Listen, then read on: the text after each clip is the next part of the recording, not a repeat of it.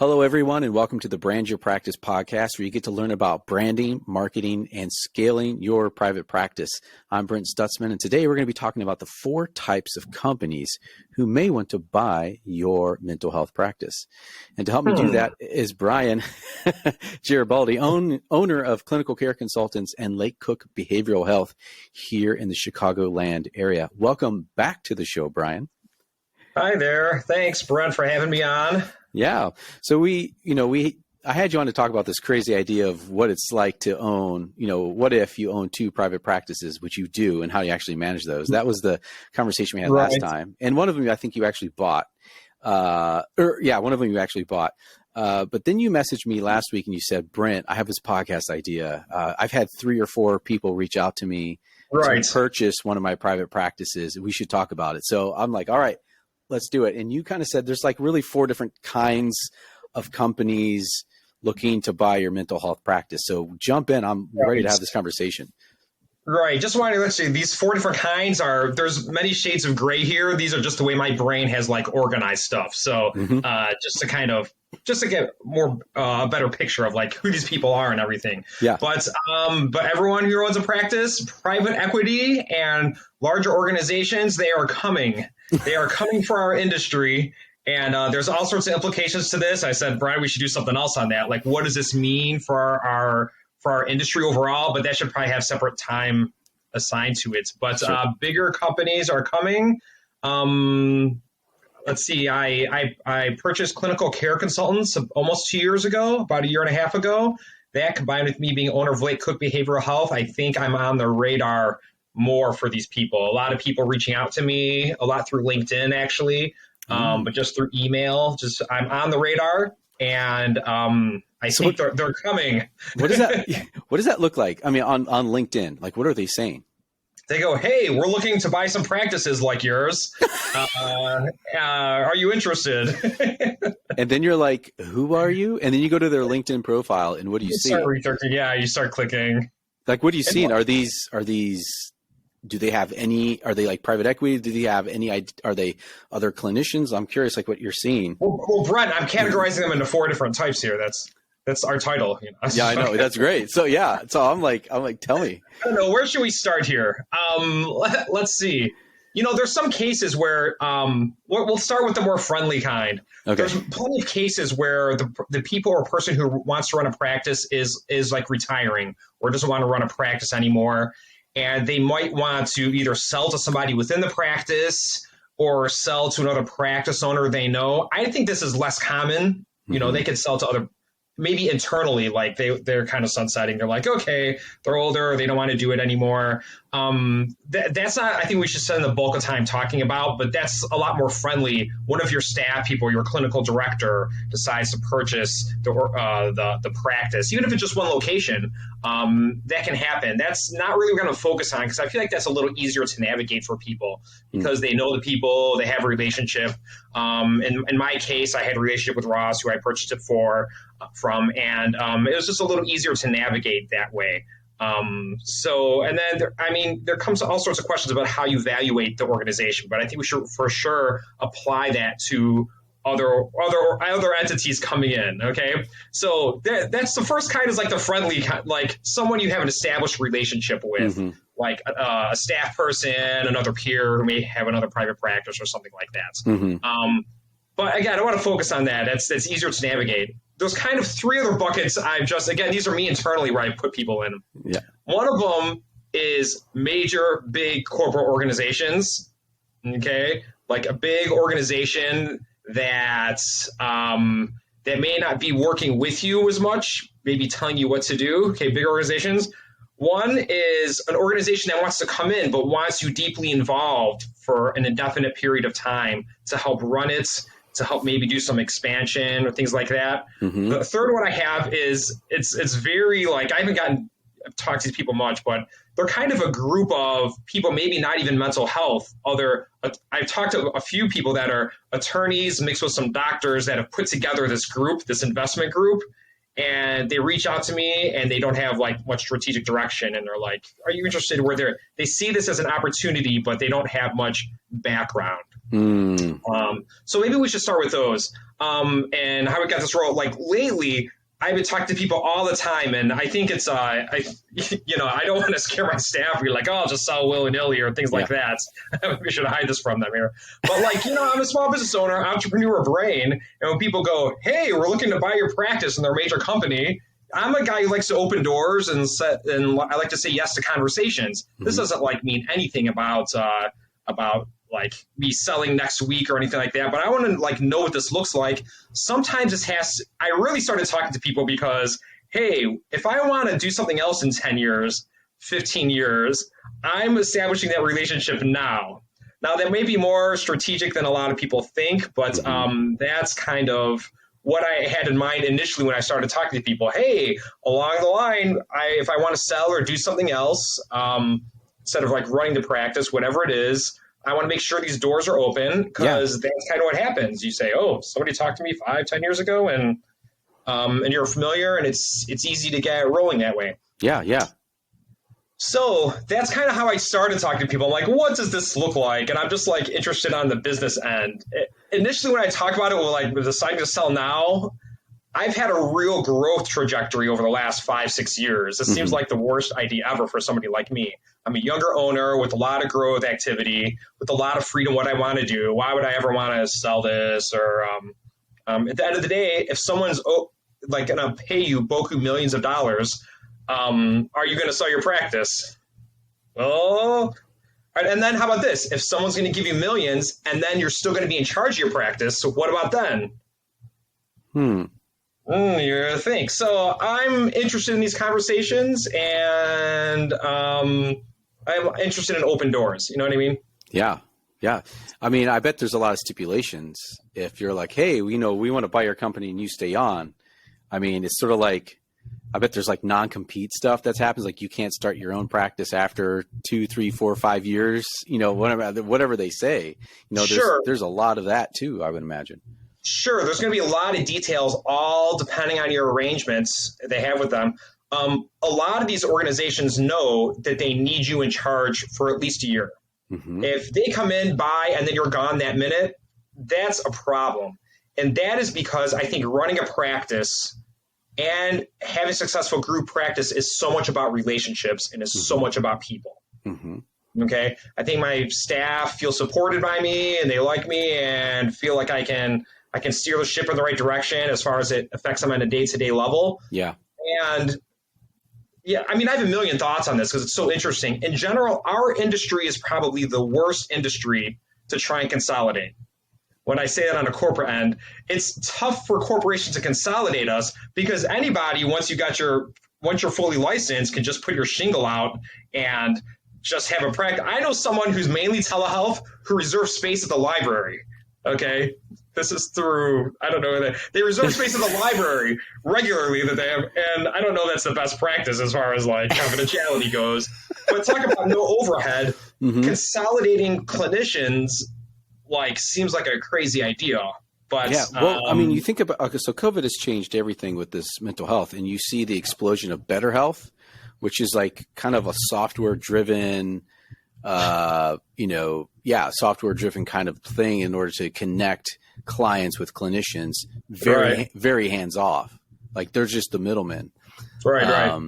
But I would imagine since you're starting to experience a bit of this heating up a bit, like this is also showing. So the market is telling us mental health counseling is where we should be putting our dollars. Like investors are thinking because of COVID is basically locking in growth for the next 5 to 10 years.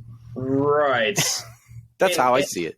Right. And telehealth is what a lot of these companies are leaning on. They either have a telehealth basis or there's for sure a telehealth component on one of these two types, either the giant corporations or the people working with you. They all have a telehealth component. The other one that's a conglomeration of just people that are coming in. They're not really like in the loop as much. They just see the opportunity, but they don't really know where to go. I mean, are you seeing like hospital units? Because, there's been in Chicagoland, there's been a massive consolidation of hospitals just eating up each other. Right. So I didn't know if there's sort of like, if they want to bring mental health, like Advocate or, Northwestern, or, they want to bring in a mental health practice and bring it under their umbrella. Are you seeing that at all? No, I think that was not necessarily the fear, but that was what people thought was going to happen like 5 years ago. Mm-hmm. I've for sure talked with other clinicians saying hospitals are going to come in to consolidate. That never happened. Interesting. Okay. Whether they just didn't see it at that time or what. What I'm seeing now is private equity or these other organizations. I literally had 4 either secondary or introduction calls last week. Okay. So you got to jump in. Like, what does a conversation look like? What does that look like?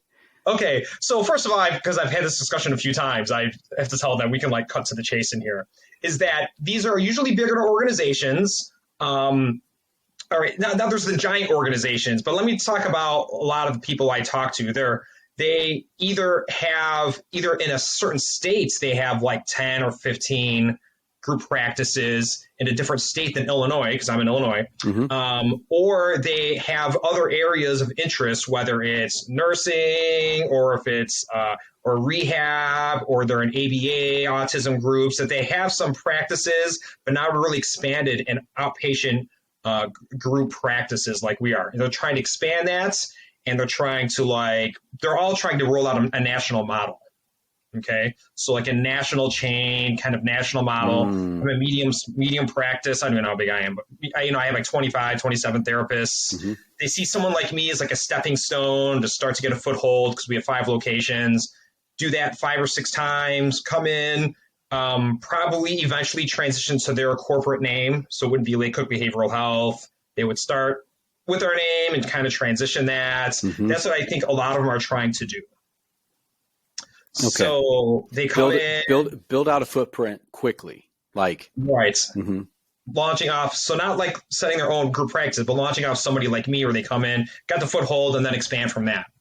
And if they see a profitable model, kind of use the model to like expand and say, "Oh, Brian is a good model. This is high profitability or low overhead, and this is working. What does Brian do?"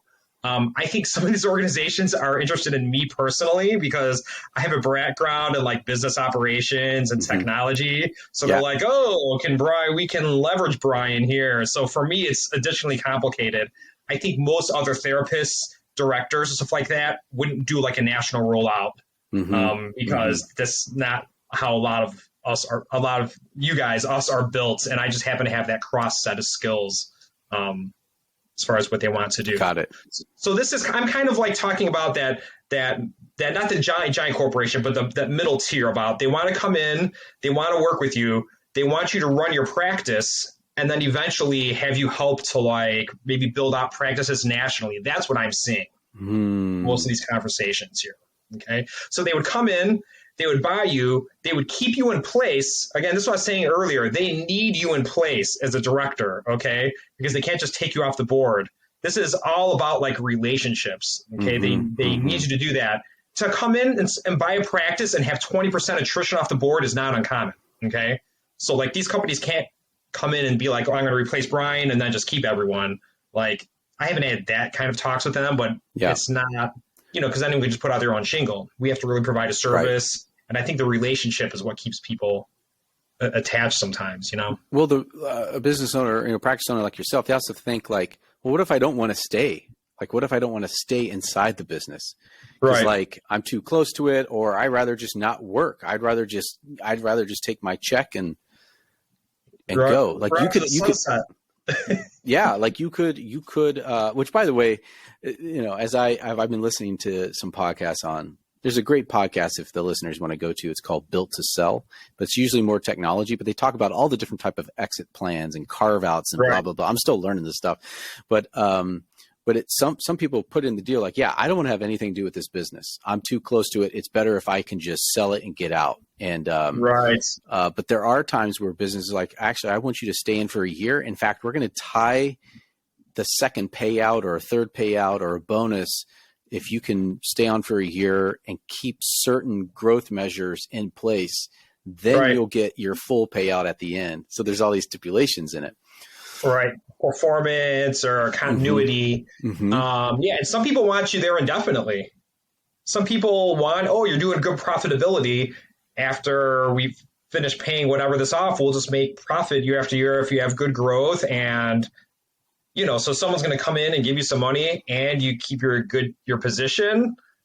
That's appealing to some people. Mm-hmm.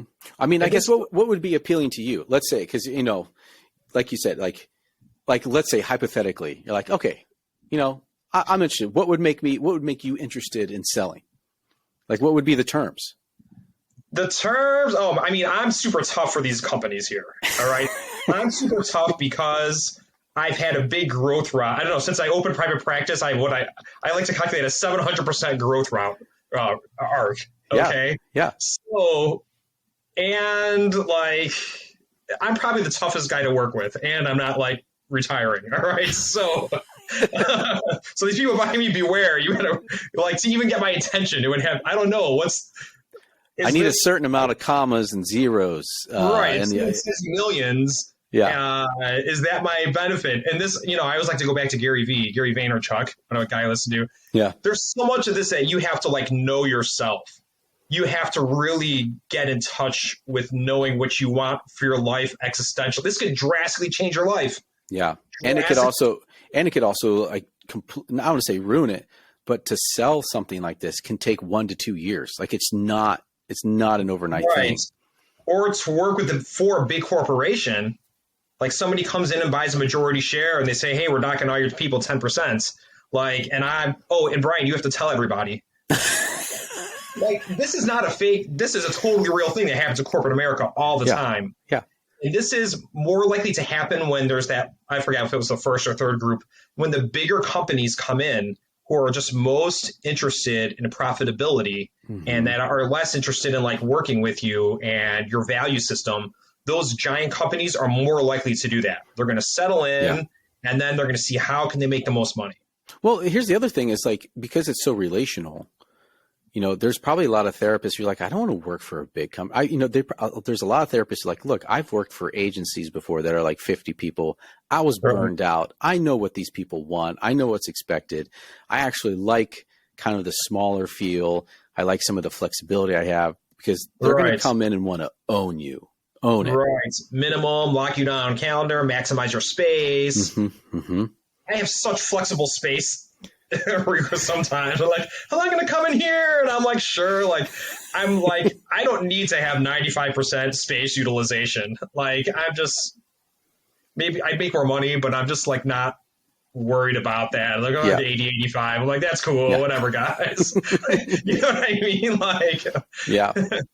I can probably do a lot of things to make more money. I just, so what, other stuff. What's the first question you ask them when you have these conversations? I'm curious, you're like, oh, hey, yeah, thanks. What? And then you just cut to the chase. I ask them what they have in mind. What's the plan here? I put it on them a little bit.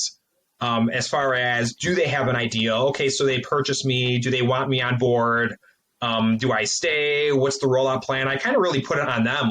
What's the idea? What's the strategy here? These smaller groups that I said, maybe 4, 5, 6 professionals with money. I said that third example or whatever I said, that lawyers, mental health people maybe mixed together. They often don't have a strategy. They don't know how to get deep into the conversation. They're like, oh, we're really open to a lot here. And they don't really have a plan. So those conversations stop fast because I'm just these guys don't know what they're doing. Yeah. They just see this as an opportunity that we're profitable.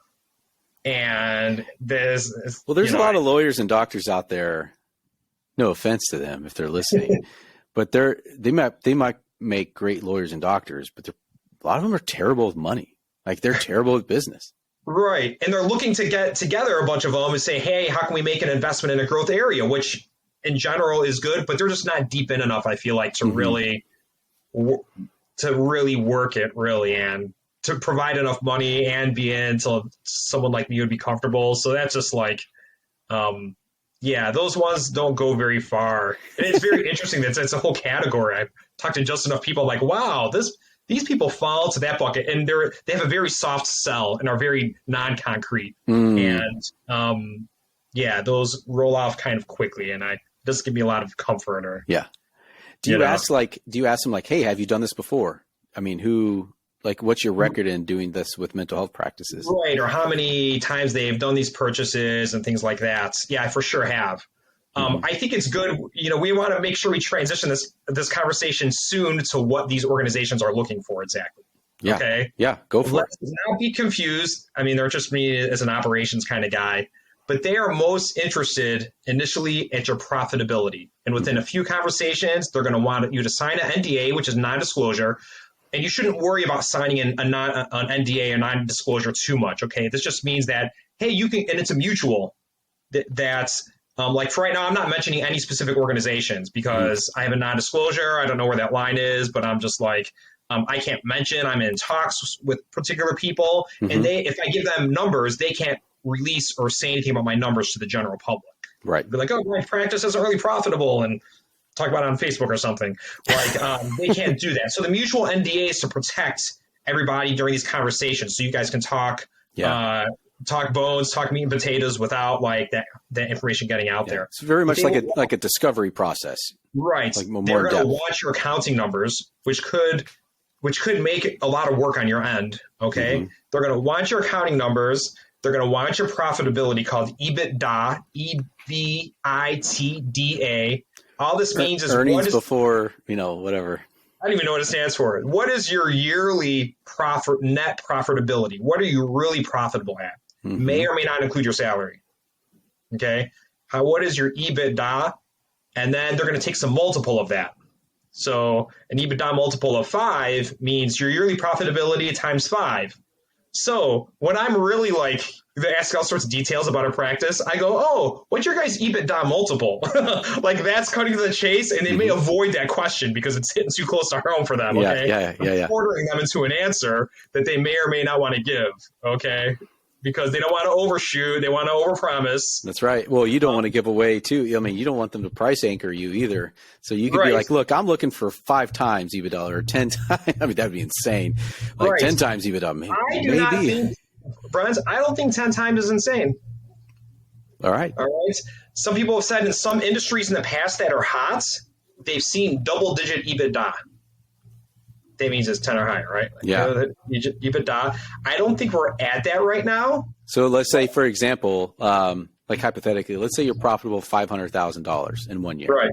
Great profit great margins, EBITDA 500,000. So you could say like 10 times that $500,000. That's my sell price. $5 million would be 10 times EBITDA. Now, the industry is not there. I think we should, even if I'm not selling, I think we should do whatever we can to push ourselves there because we want to be valuable, right? It's like, I can never sell, but I still want a high EBITDA multiple because we have a good financial industry here, okay? Let's not cut ourselves short here. Right. If somebody's like at the end of their career and don't have people that are going to take over, they might take a low multiple because, hey, they're like 75 or 80 and retiring. They are profitable 500,000. People are like, hey, we're going to give you $2 million, stay on another 6 or 8 months, and then we'll transition. That might be the perfect arrangement. Okay. So I don't want to like dislocate. It's so much has to do with what you want and your position. And, but it's so much about this EBITDA multiple.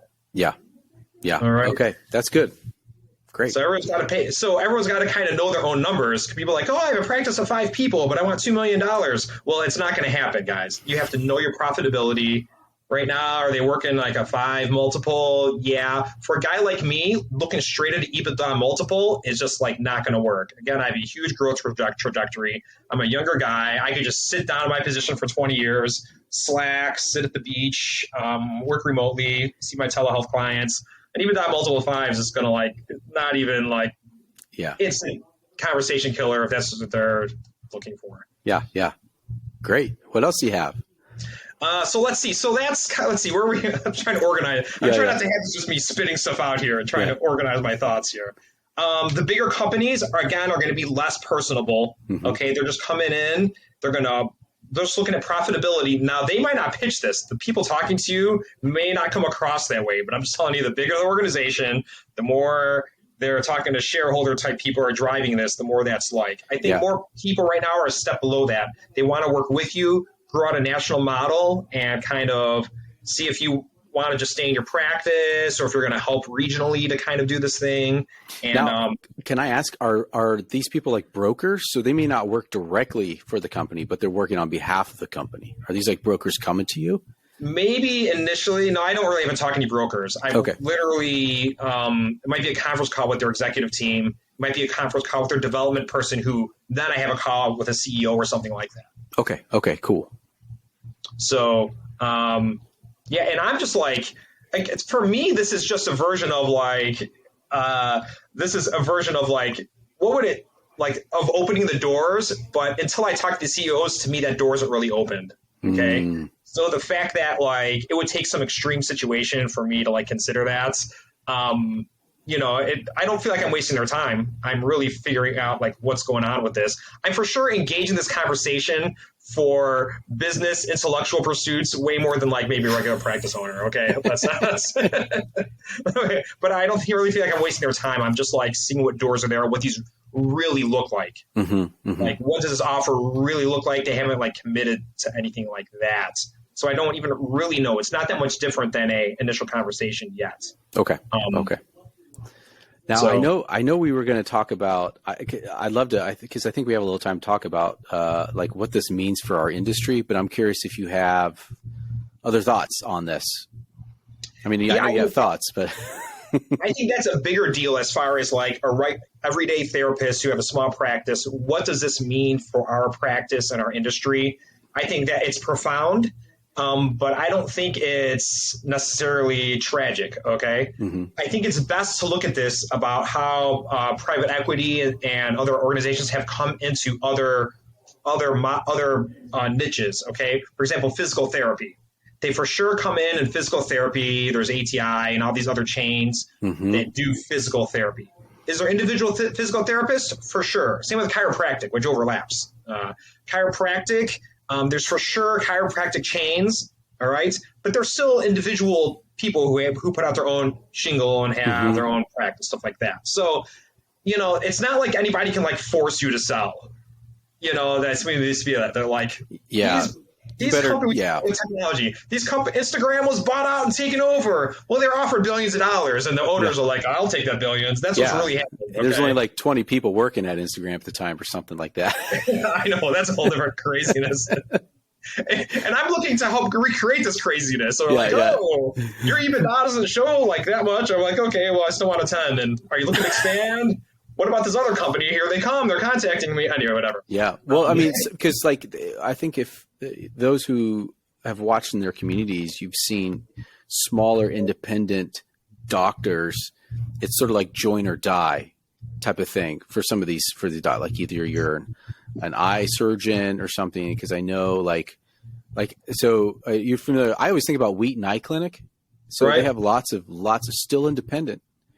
But I know there's pressure. I know there's pressure to get swallowed up by the hospitals. Exactly. What is the pressure? Well, a lot of it has to do with, they have a strong brand, which is important.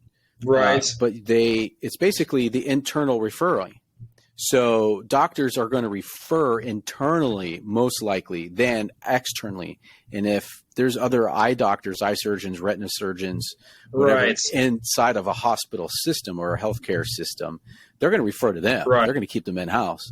And so your ability to grow or to stand out or just to get those referral sources, which I imagine are important from other doctors, those are going to slowly go away. Right. And so I always think about Wheaton Eye Clinic because they have a strong brand, great surgeons. But that I'm sure that's a conversation they're having a lot. That they will be okay. So again, I said before, this is so much about relationships. Especially our industry has so much to do about the relationships. It has to do with our relationships with our clients. It has to do with the director's relationship with their staff. It has to do with the referral relationships, doctors referring to us. And what are the implications when a giant chain opens next door? Well, I really think that if we have good relationships, the implication is negligible.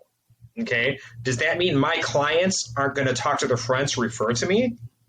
No, that's not going to happen at all because it's about the relationship. At Wheaton Eye Clinic, they're like, hey, they did a really good job here. I need to do this. They're going to refer their friend. The fact that some major person building is on the corner doesn't really matter at all.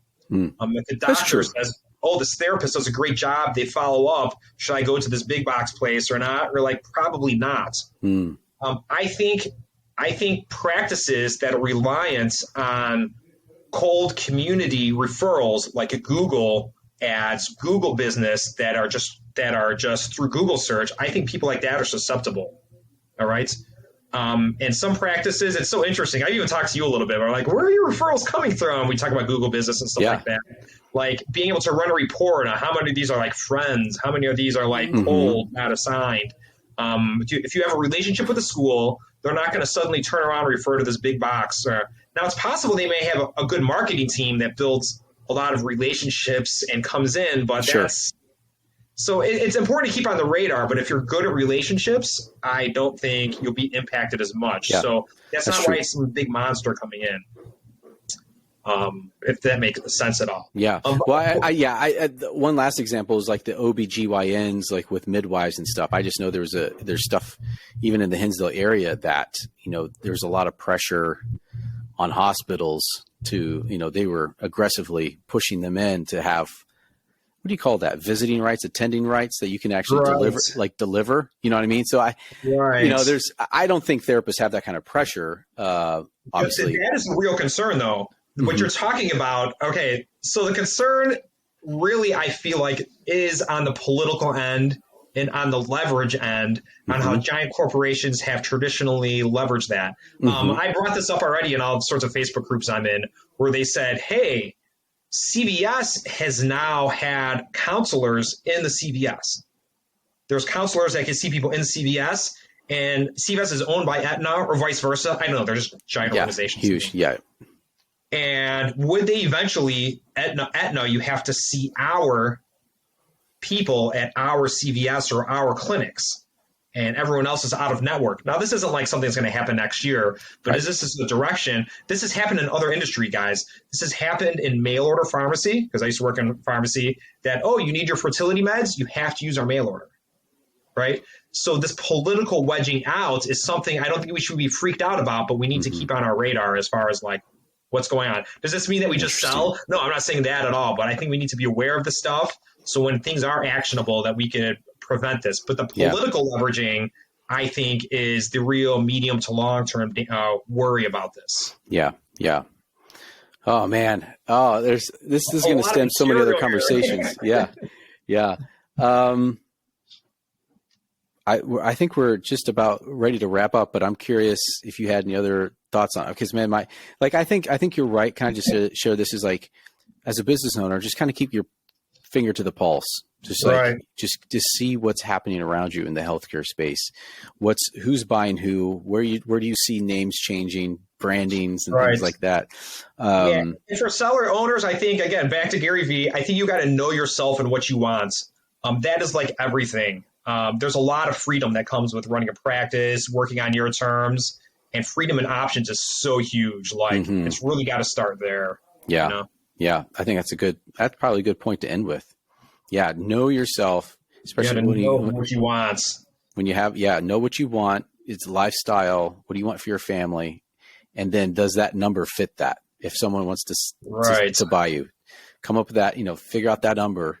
And if it, maybe there's a minimum threshold, like, look, I'm not even going to talk to you unless you're looking at this number. And then, just don't even open the door. Yeah, that's right. Come down to it. I don't know. That's pretty hardcore, but I agree with it. Yeah, don't waste my time. I'm busy making money. Right. Or slacking, whatever we want to do. Oh, well, thanks. Well, Brian, I guess if people have questions or maybe interested in buying one of your products, come on, stop enough. I can't do it anymore. Where can people find more about you, or if they had any questions or anything like that? I'm best at brian@lakecookbehavioral.com. All right. That's me. Okay, good. Well, thank you. Well, I'm really glad. Thank you for reaching out saying, hey, I got an idea. I really enjoyed the conversation. It makes me, gets my wheels spinning a little Makes bit. your brain explode, right? Like, Yeah. And maybe you could get into consulting someday on how to actually sell practices and buy them. Probably could, All right, folks. Thanks for listening. If you found this conversation useful, please subscribe, share it with another practice owner friend, and join me the next time for the Brand Your Practice podcast.